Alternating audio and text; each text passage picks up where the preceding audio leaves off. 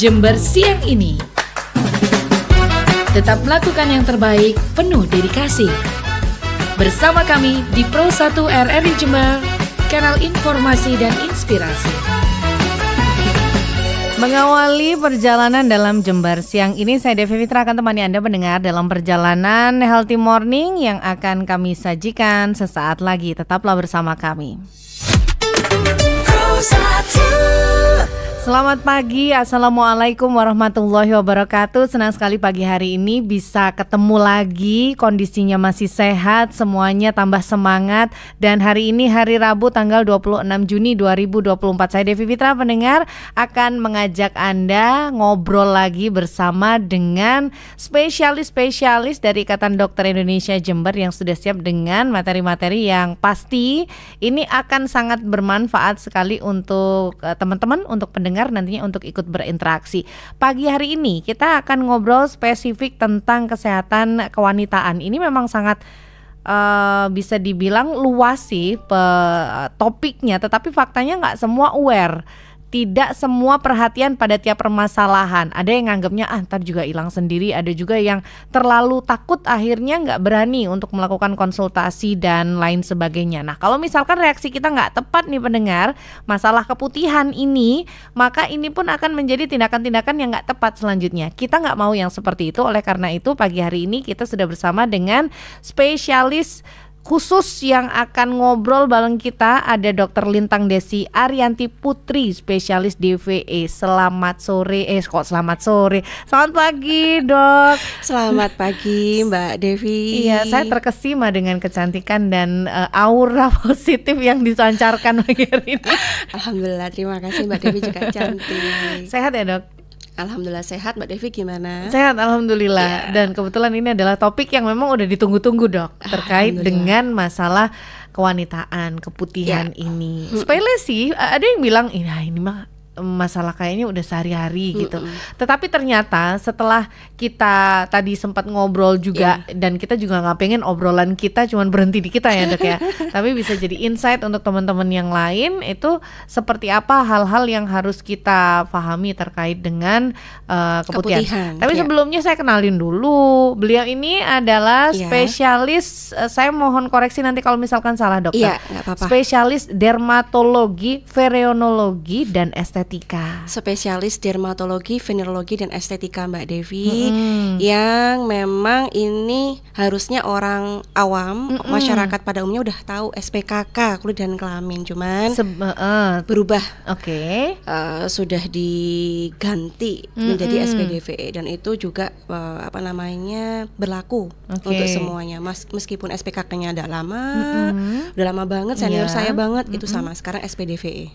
Jadi nggak bingung. Jadi sama seperti kalau dulu itu adalah spesialis SPKK, kulit dan kelamin. Jadi sekarang seperti itu istilahnya. Jadi mudah-mudahan ini juga nanti akan menjadi satu insight yang positif buat pendengar kita. Karena keputihan ini, Dok, apalagi para wanita seperti kita, kalau salah pemahaman itu juga akan salah juga tindakannya. Apa hal-hal umum yang bisa disampaikan terlebih dahulu untuk pendengar kita terkait dengan keputihan ini? Silakan, Dokter Lintang. Terima kasih Mbak Devi atas waktunya. Sebenarnya keputihan ini atau bahasa medisnya kita disebut juga dengan flor albus atau vaginal discharge ya, Mbak Devi. Ini merupakan masalah umum sebenarnya ya, terutama bagi wanita. Kemudian tetapi karena minim mungkin pengetahuan akan keputihan, sehingga menarik diri untuk tidak berobat karena memang nggak ngerti seperti apa dan takut kenapa kayak gitu, karena memang keputihan ini atau flor albus ini berhubungan dengan infeksi menular seksual, Mbak Devi, dan juga miris juga sih Mbak Devi untuk pengalaman praktek saya di rumah sakit. Banyak sekali keputihan-keputihan ini yang dialami oleh mahasiswa, oleh remaja ya. Jadi ini juga penting juga karena kaitannya dengan HIV/AIDS juga sih, Mbak Devi. Apabila kita sudah mendapatkan pasien dengan keluarnya keputihan, kita harus tahu dulu keputihan itu normalnya seperti apa sih. Kalau kita mau bahas mengenai abnormalnya atau patologisnya kayak gitu. Karena kalau sudah kita mengetahui dari misalkan ada gatal tidaknya, jumlahnya berlebihan, baunya amis misalkan, baunya seperti ikan kayak gitu, baunya busuk kayak gitu Mbak Devi. Kemudian warnanya juga nggak putih, jadi kayak warna coklat, warna hijau, itu sudah bukan lagi yang namanya keputihan biasa. Nah itu harus segera kita ke vaskes terdekat, ke rumah sakit, ke spesialis kulit dan kelamin atau DVE untuk kita cek, untuk kita periksa, melakukan pemeriksaan laboratorium Mbak Devi. Kemudian kita juga men-screening HIV, kemudian juga ada penyakit-penyakit sifilis lainnya atau penyakit menular seksual, sehingga ini juga bisa kita berikan pemahaman ke masyarakat bahwa sebenarnya pergaulan bebas, seks bebas, penyakit-penyakit HIV/AIDS itu sebenarnya bisa kita cegah, kita bisa obati apabila ada kaitan dengan keputihan, dalam hal ini bidang menular seksual ya Mbak Devi. Asalkan nggak perlu dulu itu deh ya Dok. Iya, kita konsultasi dulu, jangan tiba-tiba kita insecure, kita tiba-tiba panik, kita udah secara psikis ya Mbak Devi ya. Ntar kalau ketahuan gimana? Aduh, gitu. Belum menikah tapi udah melakukan hubungan seksual di luar nikah kayak gitu Mbak Devi. Terus baca-baca medsos yang nggak bisa kita pertanggungjawabkan secara ilmiah gitu. Kemudian udah diobati sendiri, beli obat sendiri, itu malah fatal juga Mbak malah Devi. Nggak benar, belum tentu diagnosisnya benar gitu. Iya, betul, Oke, berarti kita harus runut dulu dari yang normal itu yang seperti apa nih Dok, biar nggak parno dulu. Artinya apa hal-hal yang harus kita pahami di awal tentang kenormalan fenomena ini sebagai seorang wanita? Baik.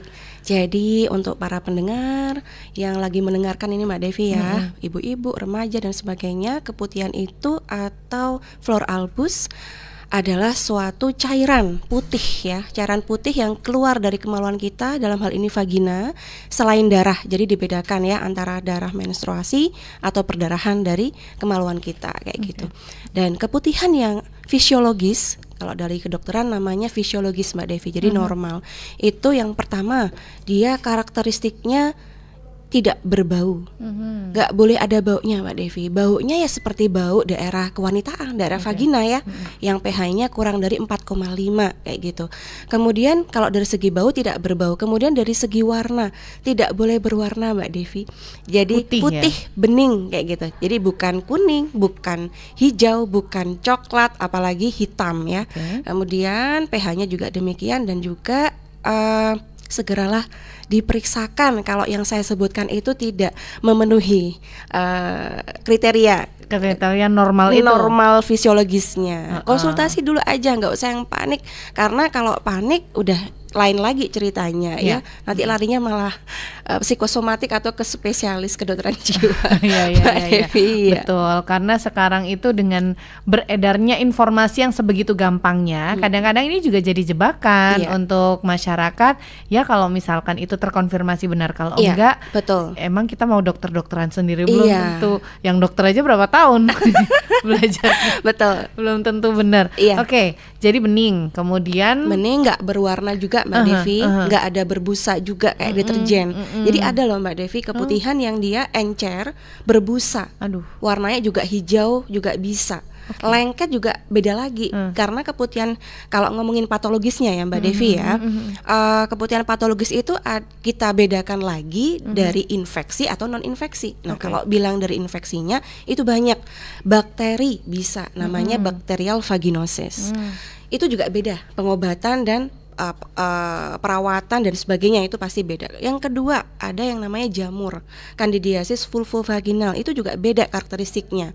Dia karakteristiknya lebih ke warna kuning, lengket, konsistensinya gitu ya, nggak cair. Kalau yang cair lebih ke bakterial Mbak Devi. Kemudian juga biasanya encer juga konsistensinya. Yang ketiga ada namanya trichomoniasis, ini parasit Mbak Devi penyebabnya. Ini juga warnanya agak hijau, aneh lah, nggak putih gitu, malah ketara banget. Kemudian ada busanya juga kayak gitu. Terus kalau yang lain-lain juga bisa karena Chlamydia trachomatis atau kuman penyebab yang lainnya. Jadi keputihan itu kalau patologis atau abnormal, kita harus tahu dulu karakteristiknya, baru kita jadi ke dokter itu tidak harus langsung diobati Mbak Devi. Jadi kita lihat dulu ini seperti apa Bu gitu ya. Untuk keputihannya warnanya apa, berbau tidak, statusnya menikah atau belum menikah. Karena sekali lagi kalau melihat yang maaf ini Mbak Devi ya, belum menikah tapi sudah melakukan hubungan seksual ya, dan dia produktif dan multi partner, nggak cuma satu partnernya, itu juga harus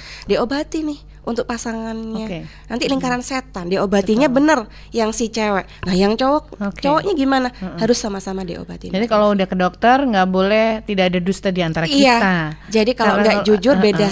Karena ini berkaitan dengan pengobatan dan juga tracking dalam artian bukan mau dicampurin urusannya juga ya dok ya, tapi lebih kepada nantinya ditelusur seperti apa ini penanganan yang tepat nanti seperti itu. Karena kalau tidak diobati dari awal, komplikasi akan terjadi. Semisal ada penyakit infeksi radang panggul, pinggang kita sakit punggung, nanti katanya orang Jawa boyok sakit gitu ya Mbak Devi ya. Kemudian yang kedua bisa terjadi kemandulan, infertilitas. Gitu, baik dari sisi yang wanita maupun yang si laki-laki.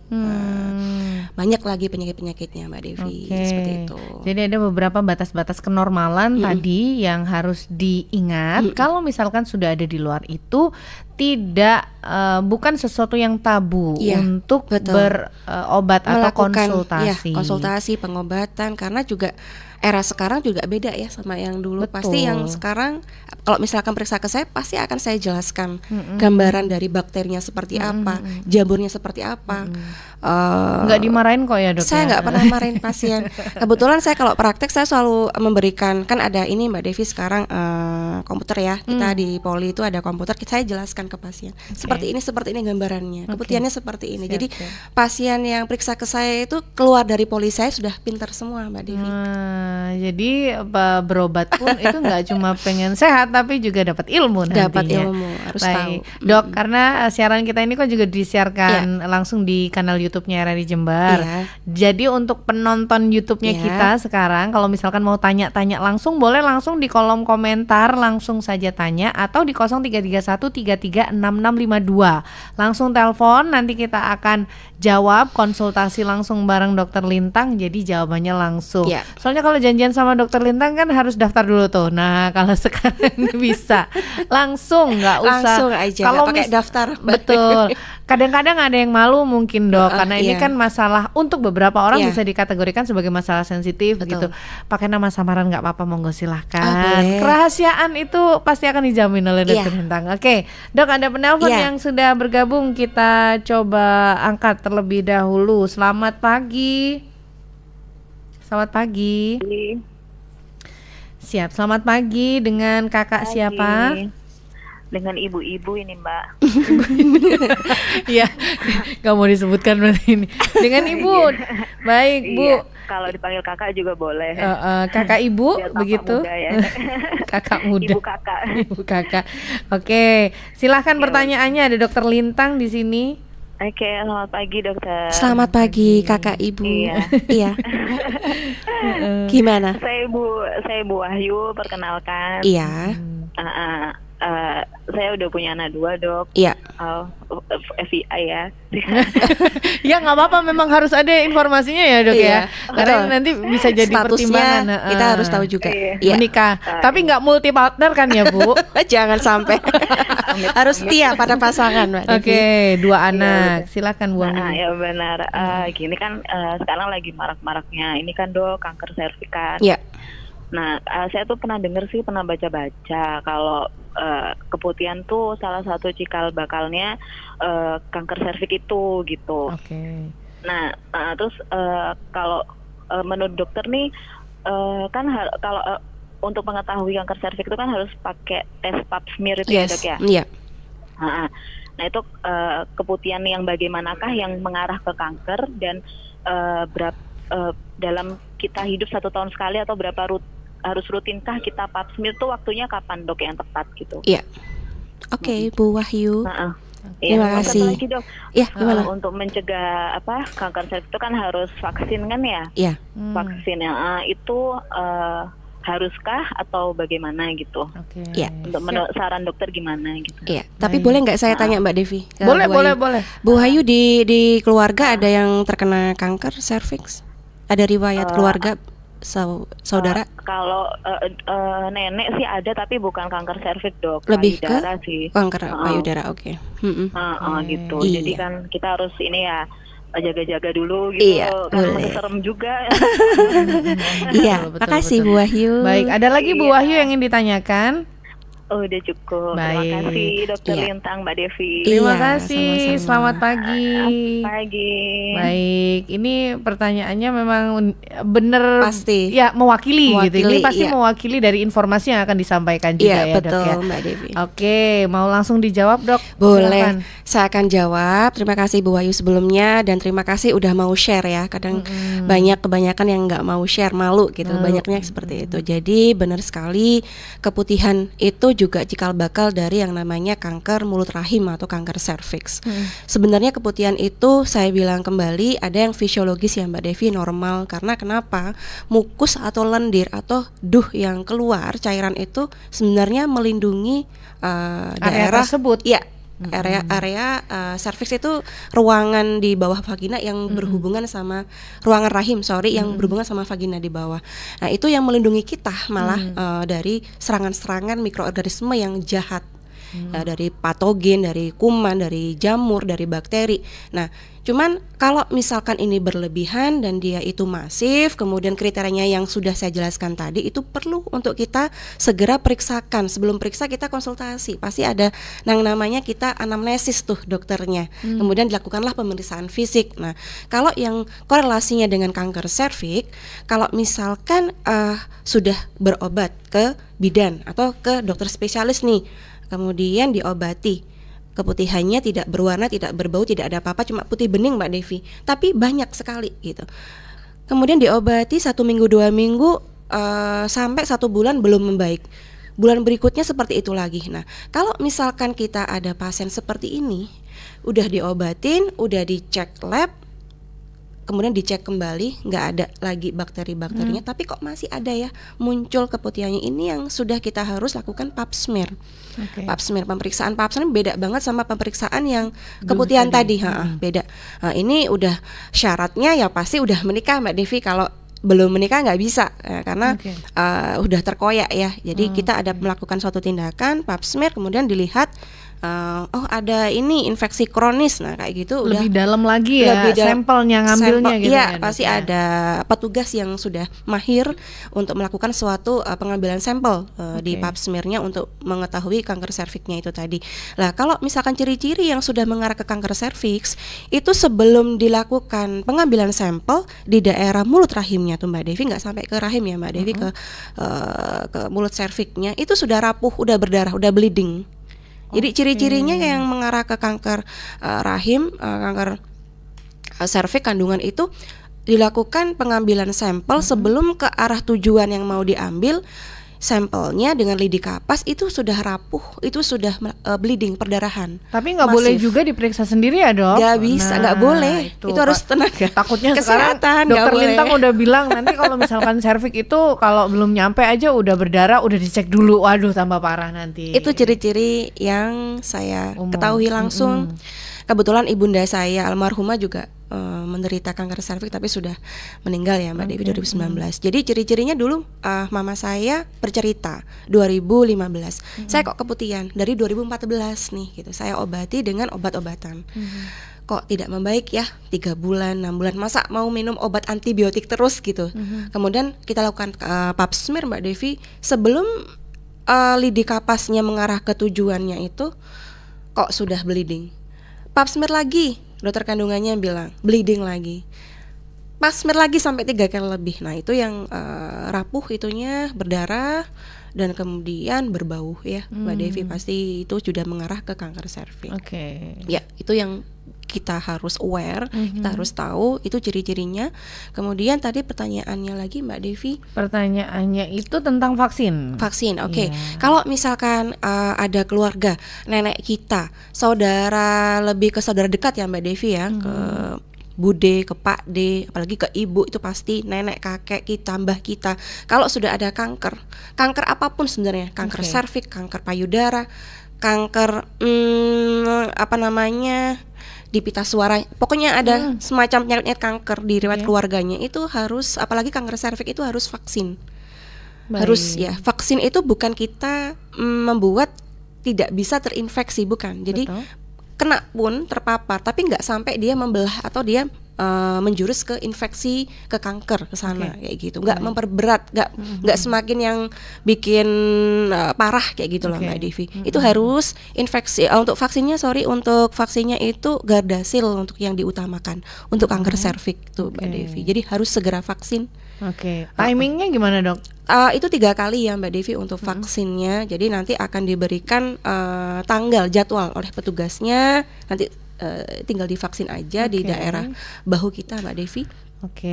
Divaksin nanti 3 kali. Dengan ada aturan-aturannya, nggak setiap bulan, tapi memang 3 kali dengan ada jeda dari jadwalnya. Dari suntikan pertama, kedua, dan ketiga gitu Mbak Devi.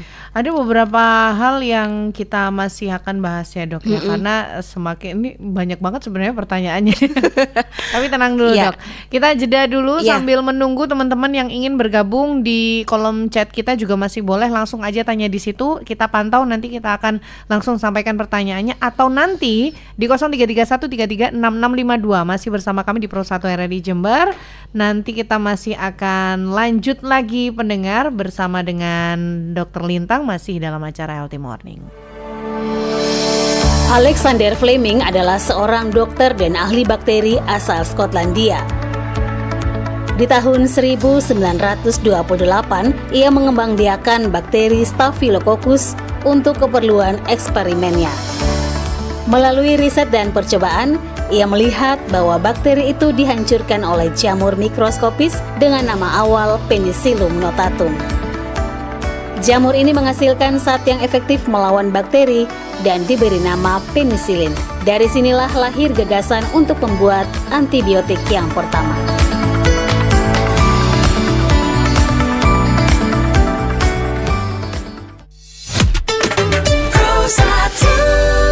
Masih bersama kami pendengar di Pro 1 RRI Jember, masih juga bersama dengan Dr. Lintang. Masih siap ya dok kalau misalkan ada yang nanya-nanya? Siap dengan senang hati. Tadi kita sudah dapat pertanyaan dari Bu Wahyu dan ini cukup membawa kita lebih dalam terkait dengan keputihan dan beberapa kemungkinan kefatalan kalau misalkan penanganannya nggak benar. Dan kemudian ini kalau tadi kan lebih ke kanker serviks. Bagaimana dengan penyakit kelamin? Apakah itu juga menjadi salah satu indikator si keputihan ini ataukah seperti apa? Berusaha saya jawab. Mbak Devi. Takutnya kan gini ya dok ya. Gimana? Cuma keputihan biasa. Paling kemungkinannya adalah kanker gitu. Apakah ini juga akan menjadi salah satu indikator kalau kita harus hati-hati juga gitu? Iya Mbak Devi. Jadi sebenarnya kalau bisa saya sampaikan data dari World Health Organization WHO itu sebenarnya 75% wanita itu pasti dalam hidupnya itu pernah 1 kali mengalami keputihan. 45%-nya dia mengalami keputihan 2 kali atau lebih. Keputihan yang udah tak jelasin tadi, yang normal, yang abnormal. Apalagi kalau misalkan belum menikah tapi sudah aktif, kalau sudah ada indikasi atau gambaran klinis ada keluhan seperti itu, segeralah diobati. Karena apa? Komplikasi yang terjadi selain kanker serviks juga yang pertama adalah infertilitas, kemandulan ya Mbak Devi. Apalagi nggak diobatin ya, diremehin gitu. Alah udah biasa, kalau ini aku udah biasa kok, nanti aku ini malah pakai kayak misalkan ditutupi pakai panty liner, kemudian pakai pembilas cairan di vagina, itu malah nggak bener kalau misalkan nggak tepat. Kemudian yang menarik juga penyakit infeksi lain seperti penyakit radang panggul Mbak Devi. Apalagi kalau ibunya lagi hamil nih, kalau nggak segera diobati itu bisa menyebabkan kecacatan di janinnya.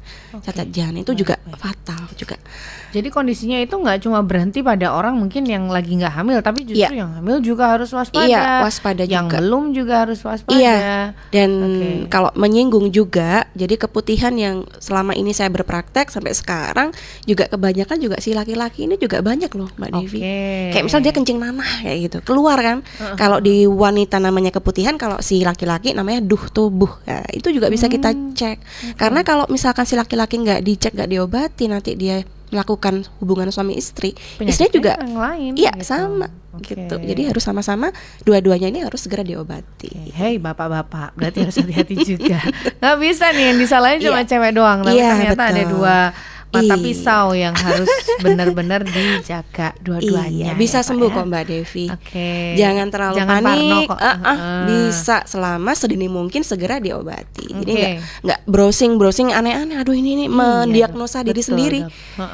Itu yang nggak benar. Pikiran dok jadinya. Aduh jadi nggak berani mau ketemu sama dokter. Padahal sebenarnya yang paling tepat adalah ketika sudah ngerasa ada sesuatu yang nggak beres, misalkan pakai BPJS, fase 1 dulu, baru nanti pasti akan dapat rekom ke spesialis kan gitu ya. Iya, karena memang ranahnya memang kompetensinya dokter spesialis kulit dan kelamin ya Mbak Devi ya.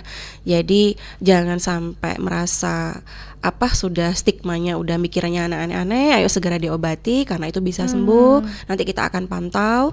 Saya juga agak dari yang Bu Wahyu tadi telepon Mbak Devi. Jadi vaksinnya itu juga dilakukan, kemudian juga nanti akan dilakukan kontrol berkala. Jadi diobati itu pun nanti juga kita ada kontrol Mbak Devi, kontrol supaya kita bisa, si dokter atau saya ini nanti bisa memantau rekam medisnya, kita lihat obat apa yang sudah diberikan.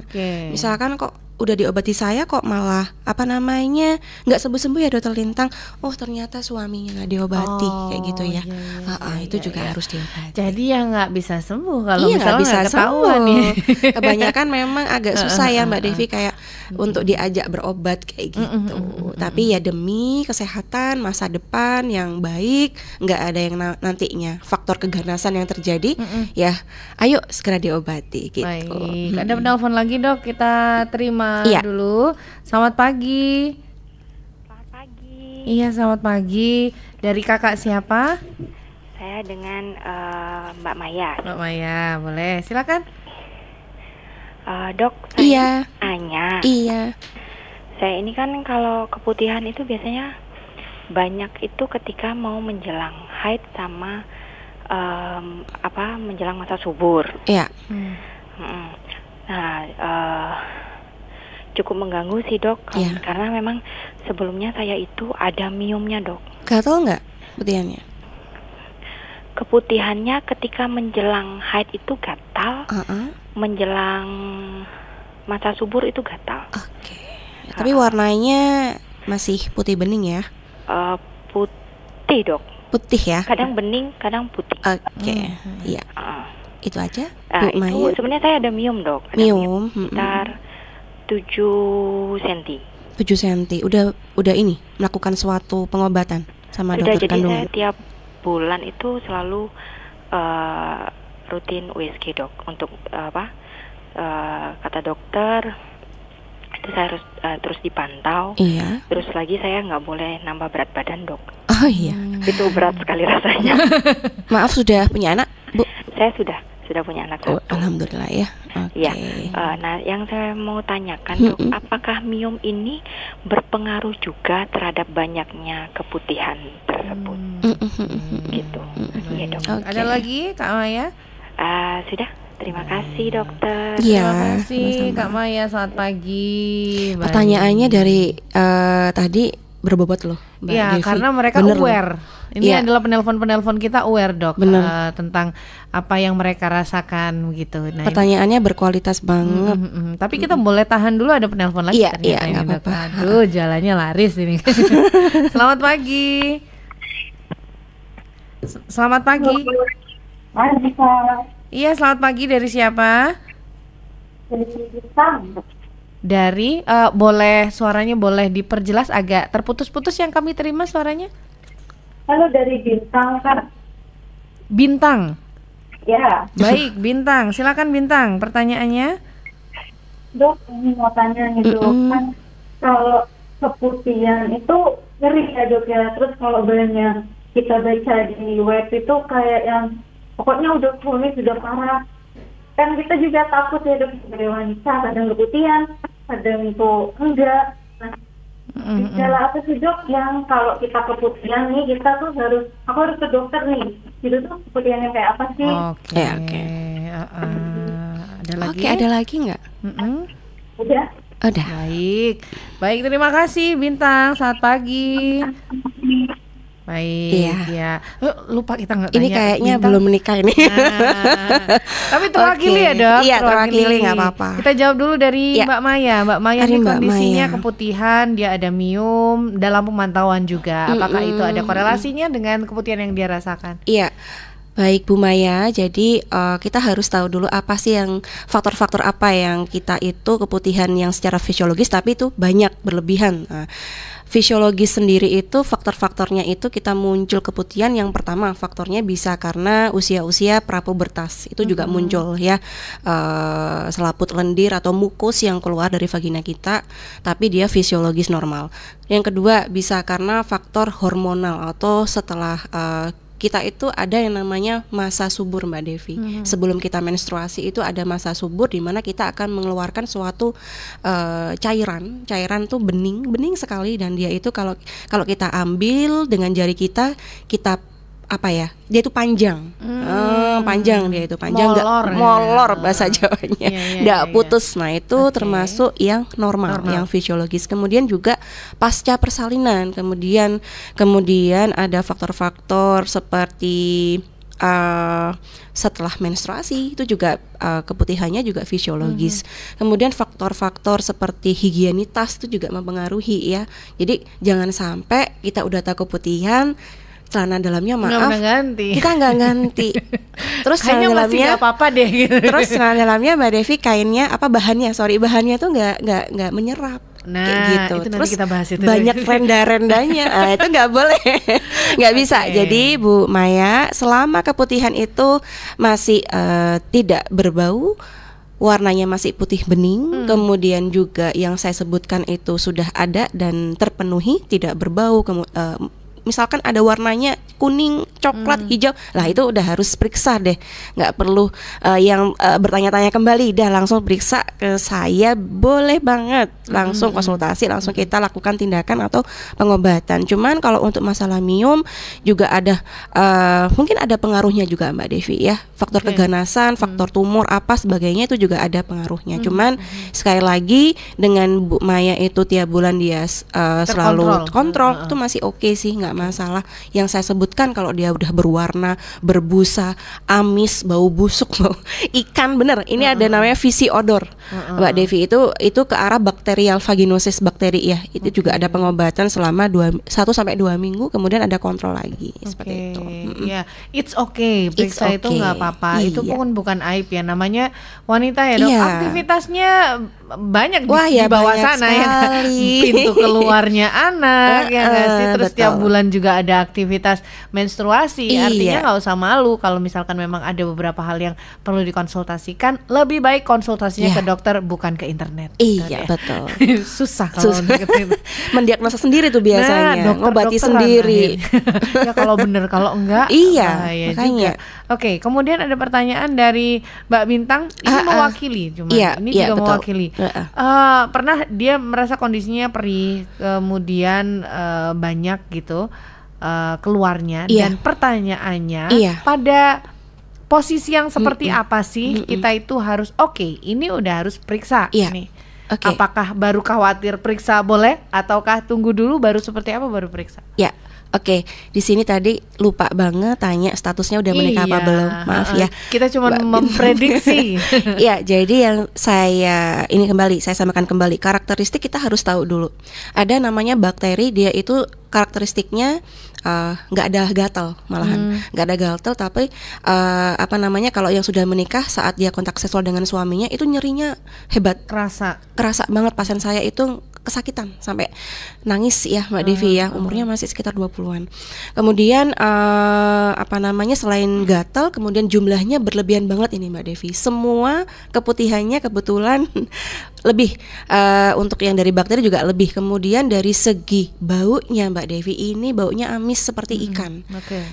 Jadi namanya itu visiodor. Nah ini nanti kalau di dalam suatu pemeriksaan Mbak Devi ini akan nemu yang namanya clue cell. Nah makanya yang saya bilang tadi, nanti kita akan melakukan suatu anamnesa, pemeriksaan fisik, kemudian nanti kita akan melakukan suatu pengantar lab. Nah, di situ nanti akan ketahuan clue selnya dia melebihi batas, lebih dari 7 kayak gitu.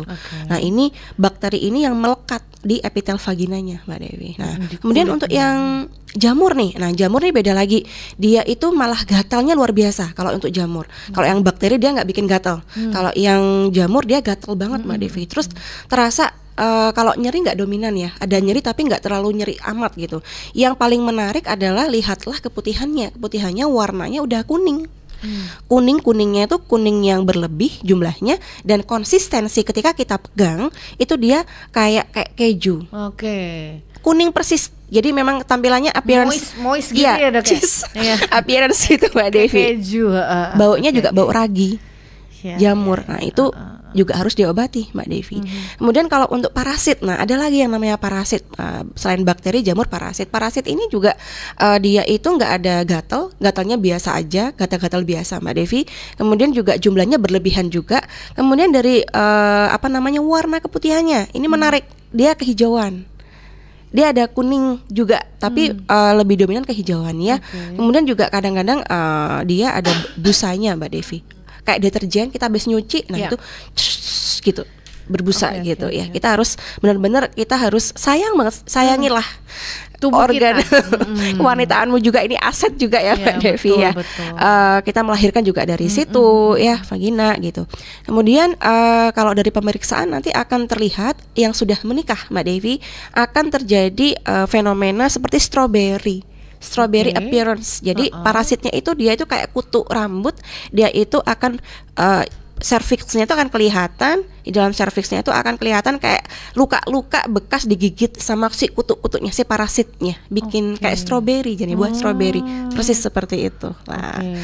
Nah itu kalau sudah keputihannya sudah agak bening, jumlahnya berlebihan, diikuti oleh warna keputihan yang udah aneh, itu udah harus diobati. Betul. Supaya nggak menjalar, supaya nggak semakin lama semakin menyiksa, dan itu nggak nyaman banget.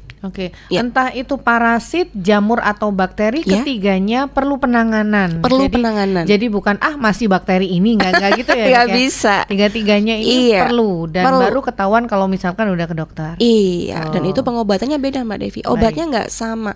Untuk durasinya juga beda-beda gitu. Makanya miris kalau misalkan ada yang ngobati sendiri, beli obat, udah 5 hari udah cukup, misalkan ini sehari udah minum, misal pas kebetulan enak gitu loh, gak menimbulkan nyeri, gak apa, dia gak minum lagi antibiotik, padahal antibiotik itu harus habis, Mbak Devi. Nanti ada resistensi si bakterinya, si parasitnya, si jamurnya. Akhirnya nggak mempan. Nanti dikasih obat dengan dosis yang rendah, nggak mempan. Kita harus ngasih dosis yang lebih tinggi lagi masalahnya. Gitu. Ya. Jadi harus waktunya udah ketahuan ya, Mbak Bintang. Kalau misalkan sudah ada tanda-tanda tadi yang disebutkan, maka itu adalah waktu yang tepat untuk periksa, nggak usah malu. Balik lagi ke masalah celana dalam, dok. Celana dalam itu sekarang bentuknya macam-macam, dokter. Cantik-cantik, apalagi untuk yang sudah bersuami. Kadang kan menjadi hal yang ya namanya servis ke suami. Tapi batasannya seperti apa dan apa yang harus diperhatikan ketika memilih celana dalam ini biar nggak nanti ujung-ujungnya keputihan? Iya, baik. Jadi ini yang juga penting ya. Kalau kita memakai suatu bahan celana dalam, pilihlah bahan yang katun, bahan yang menyerap. Dan hindari banget yang namanya renda-renda. Renda-renda itu yang bikin gatel kadang ya, bahannya juga itu yang kelihatan cantik, warnanya menarik. Tapi nanti ada kalanya kita garukan itu yang bikin pintu masuk ya, dari kuman, dari penyebab bakteri apa masuk di situ, port entry-nya masuk di situ, bikin iritatif bahkan. Dan iritatif itu misalkan pas menstruasi, misal pas lembab muncul keputihan, jadilah suatu penyakit juga ya. Terus juga penggunaan panty liner juga harus tahu ya, Mbak Devi ya. Kalau misalkan pakai panty liner tidak dilarang sebenarnya, cuman kalau misalkan berhari-hari sampai berbulan-bulan pakai itu juga nggak bagus. Apalagi sekarang ada panty yang beraroma mint itu, dok. Itu seperti apa itu? Kalau misalkan saya tuh termasuk dokter spesialis kulit kelamin yang nggak terlalu mau ngejudge pasien ya, ngejudge misalnya kayak nggak boleh ini. Cuman senyampang yang sudah kita berikan edukasi ke pasien, boleh kamu pakai misalkan ada event-event tertentu, misalkan kita tanya dulu nih riwayat pekerjaannya apa. Dok, saya tuh nggak bisa, ini lagi pengobatan tapi ini masih banyak dok, sampai tembus ke rok kayak gitu, ke celana itu gimana? Ya selama masih sudah melakukan suatu pengobatan, tindakan terapeutik sama saya dengan dokter, kemudian karena tertentu harus pakai karena lagi masih banyak-banyaknya, itu sepanjang seperti itu nggak apa-apa sih Mbak Devi. Tetapi kalau sudah eventnya udah selesai, udah nggak ada acara-acara yang seperti heboh-heboh, ya udah kembali ke jalan yang benar. Apalagi kalau di rumah ya dok ya. Di rumah kalau bisa sih nggak pakai ya, malahan Mbak Devi celana nggak pakai panty, tapi nggak pakai celana dalam ya, dok. kita pakai lah kayak lemek-lemek sih bahasanya. Iya. Tapi pakai celana dalam kan dok. Celana dalam yang bahannya menyerap gitu. Kalau sudah melakukan pengobatan sebenarnya udah nggak ada keluar sih Mbak Devi. Pengalaman saya udah berkurang seminggu kita ketemu kontrol udah sembuh. Kayak gitu. Yang nggak sembuh-sembuh itu biasanya memang nggak jujur. Kemudian juga si laki-lakinya, suaminya sulit untuk diajak negosiasi untuk bisa diobati gitu sih. Susah diajak komunikasi, ya. Ada alasannya, informasi yang ditutupi. Betul, gitu. Alasannya kerja, nggak ada waktu. Tapi itu harusnya. Berarti kontrolnya harus berdua sebenarnya dok. Harusnya berdua, biar tahu. Baik. Jadi tidak ada dusta di antara kita. Kalau nggak ada dusta, kalau bersih ngapain risih ya? Iya. Tapi kalau keputihan memang harus dibersihin dulu. Harus diobati. Berarti setiap hari idealnya berapa kali kita bisa ganti celana dalam dok? Celana dalam kalau sudah basah kita ganti Mbak Devi. Nggak ada ya? kita harus ada pembatasan 3-4 kali. Selama itu sudah bikin nggak nyaman, udah basah, jangan sampai nunggu sampai basah celananya, roknya, bahan pakaiannya, jangan sampai. Kita udah harus ganti. Misalkan orang kantoran dok, saya tuh nggak bisa kalau misalkan harus ganti-ganti, ya bawa ke kantor cadangan, kita bawa. Itu harus dinormalisasi. Iya, kita jangan sampai harus pakai, maaf, kayak panty liner harus ini. Akhirnya ketagihan, adiktif, beli terus, padahal itu juga nggak bagus. Buat lingkungan juga nggak bagus. Sirkulasi juga terlalu kewanitaan kita kan tertutup ya Mbak Devi ya. Daerah bergesek antara celana sama celana dalam. Nah itu juga yang bikin warna kulitnya juga beda ya dari situ, baunya juga dari situ. Kalau sudah sakit, keputihannya itu karena penyakit, pakai panty liner, pakai apalah, itu malah memperparah kondisi keputihannya. Kecuali dalam kondisi tertentu yang kondisi memang tertentu, dalam pantauan lain. Iya betul.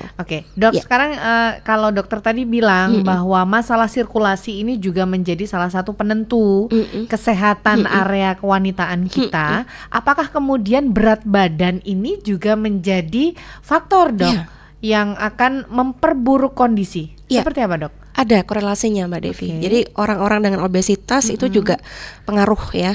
Jadi sebenarnya kulit kita itu kalau kita di luar membahas keputihan, kulit kita itu nggak bersih dari kuman sebenarnya Mbak Devi. Betul. Kulit kita itu ada jamur loh sebenarnya, ada kuman-kuman, tetapi dia termasuk flora yang normal, mikroorganisme yang baik, yang melindungi kita Mbak Devi. Jadi kita itu sebenarnya sama Gusti Allah, sama Tuhan, sama Allah itu diberikan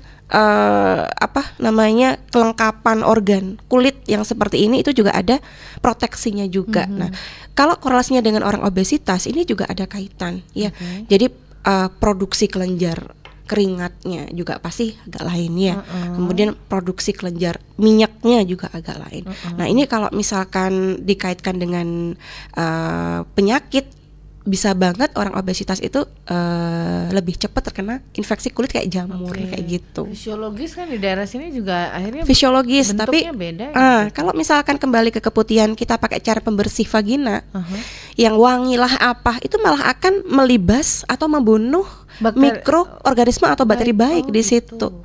Tidak saya sarankan sih, nggak usah pakai kayak gituan. Kita pakai air yang mengalir, air bersih Mbak Devi. Kita kan juga harus menjaga Mbak Devi kayak kebersihannya si air nih. Kita lihat, oh ini udah waktunya dibersihin, udah kotor, itu udah ada kaitannya juga kayak gitu ya.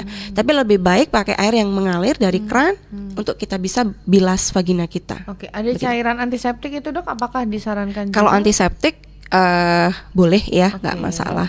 Untuk daerah kewanitaan dilihat dulu tata caranya kayak gitu. Kemudian ada lagi nih dok, tradisional yang dipercaya sampai sekarang itu juga dikait-kaitkan dengan kesehatan kewanitaan kita. Daun sirih, rebusan daun sirih itu seperti apa dok? Mitos aja sih ya Mbak Devi ya. Tidak ada hubungannya sama menghilangkan atau ampuh membunuh. Nggak ada. Ini nggak ada ceritanya, itu mitos aja. Jadi ya boleh-boleh aja pakai hanya untuk membilas, nggak ada masalah. Nggak dilarang juga. Cuman kalau untuk mengobati ini yang perlu digarisbawahi, tidak bisa. Tetap harus kontrol, harus berobat gitu Mbak Devi. Ya, jadi kita jangan sampai kemudian salah persepsi tentang sesuatu. Digunakan boleh ya dok? Digunakan boleh banget. Tapi kalau udah bermasalah, lebih baik memang konsultasi dulu, lebih diutamakan agar nantinya penanganannya juga terukur. Iya. Ada juga sampai diminum ya Mbak Devi kalau itu jamu itu. Nggak usah diminum daun sirihnya. Buat bilas-bilas bilas-bilas nggak apa-apa banget. Baik, itu tadi beberapa hal.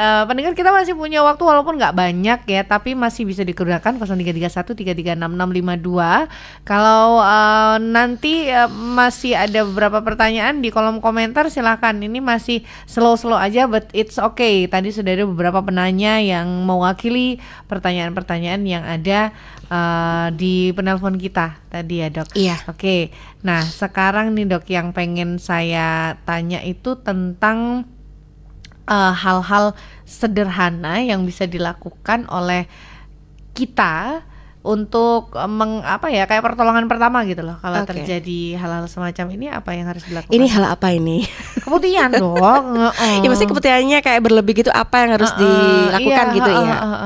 Kalau misalkan buat pendengar semua, kalau misalkan ibu, mbak semuanya mengalami suatu keputihan atau keluar cairan dari vagina yang bukan darah, kemudian berlebihan dan sudah berhari-hari sampai dengan 3 hari, 5 hari, beberapa minggu belum tuntas juga, itu sudah alarm untuk kita bisa memeriksakan. Misalkan dok, ini saya tuh putih bening yang disebutkan, nggak berbau, tapi kok jumlahnya seperti ini terus ya, kayak gitu. Nggak apa-apa, nggak ada salahnya untuk berobat, untuk dikonsultasikan. Nanti akan saya cek, saya periksa, dan kalau penting dan perlu banget, pasti saya akan cek ke lab ya untuk diperiksa gitu, biar lega Mbak Devi. Namanya orang, kesalahannya itu seperti ini yang paling banyak. Mereka udah beli obat dulu gitu. Iya dong. Beli obat dulu terus baru periksa. Karena minum obatnya nggak bisa sembuh gitu, kok masih ada keputihannya, itu yang terbalik. Ya, jadi udah kena obatnya nggak tepat juga lah itu. Biarkan dokter yang menentukan obatnya apa. Betul, kita akhirnya ya mohon maaf, jadi obat yang diminum kemarin harus kita riset istilahnya ya. Kita lakukan pengobatan di awal lagi. Baik. Itu pun juga misalkan obatnya udah tepat tapi minumnya salah, cuma 5 hari, cuma seminggu. Ya mohon maaf juga, pengobatan saya anggap gagal. Gitu. Kita lewat dari awal lagi kayak gitu Mbak Devi. Jadi jangan sembarang mengobati sendiri. Nah gitu. Oke. Ini kalau misalkan pendengar sama nih kayak kita, tidak harus yang bermasalah sebenarnya. Kalau misalkan memang harus sudah bermasalah di fase 1, kemudian minta rujuk ke spesialis gitu. Biasanya prakteknya di mana dok? Siapa tahu ada yang soalnya ini kan masalah sensitif ya dok. Tidak semuanya mau diudarakan. Benar sekali. Masalah umum wanita, tapi karena pengetahuan yang minim dan takut, akhirnya tidak berobat, akhirnya tidak mengetahui. Karena dianggap tabu. Dianggap tabu. Sekarang jangan gitu, eranya udah lain. Ayo kita sama-sama mengobati. Sebelumnya nggak semuanya itu langsung obat Mbak Devi. Edukasi itu penting, konsultasi itu penting. Saya kebetulan prakteknya jadwalnya itu prakteknya ada di Rumah Sakit Citra Husada, yang kedua ada di DKT atau Balai 3 Husada, yang ketiga ada di Apotek Citra Medika Mbak Devi. Yang di Citra Husada dari hari Senin sampai Sabtu nih. Nah kalau misalkan nggak ada yang namanya alasan nggak ada waktu, misalkan Sabtu ada libur, ayuk lah gitu. Jadi jam berapa dok? Jam 8 sampai jam 10 Mbak Devi. Kalau yang jam 11 sampai jam 12 itu saya ada di Baladika Husada di DKT. Untuk di Citra Medika, itu saya praktek juga sampai Minggu. Tapi dengan appointment Mbak Devi. Kalau ada pasien ya saya meluangkan waktu lah kayak gitu. Nanti di per Juli ini saya juga praktek sore sih Mbak Devi di Citra Husada jam 6 malam sampai jam 8. Jadi semakin besar kemungkinan untuk bisa ketemu dengan silakan, tidak ada kata-kata malas, tidak ada waktu, ada semua. Walaupun sebenarnya nggak pengen langganan juga ya. Iya, jangan. Biar cepat sembuh, nggak menularkan penyakit. Betul. Ya, nggak ada penyakit infeksi menular dan tidak merambat penjalaran infeksi dari vagina ke atas. Ya.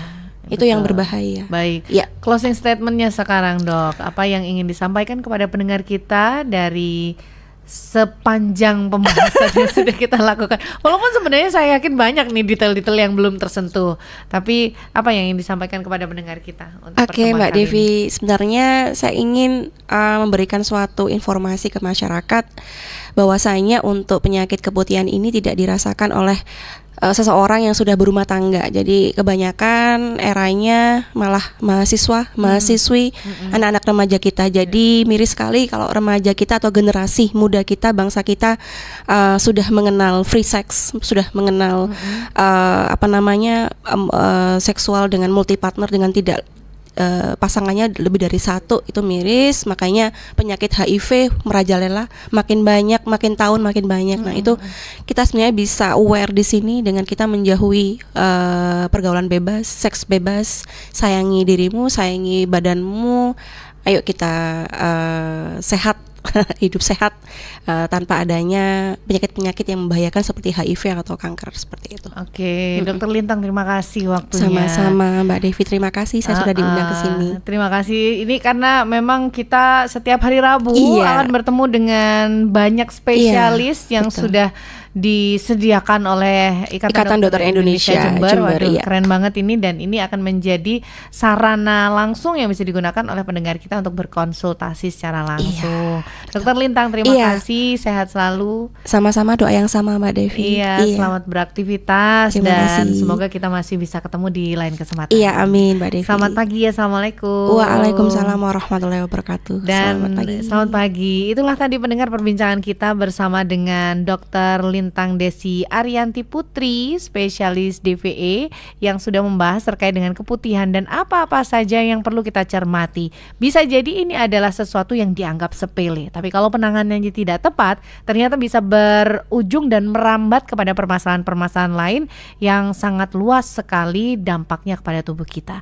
Mudah-mudahan bisa memberikan insight positif untuk kita dan kita bisa memanfaatkan informasi tersebut dengan sebaik-baiknya. Saya Devi Fitra bersama dengan tim, ada Mas Kuku dan juga rekan-rekan yang ada di balik layar, mengucapkan terima kasih. Selamat pagi, wassalamualaikum warahmatullahi wabarakatuh.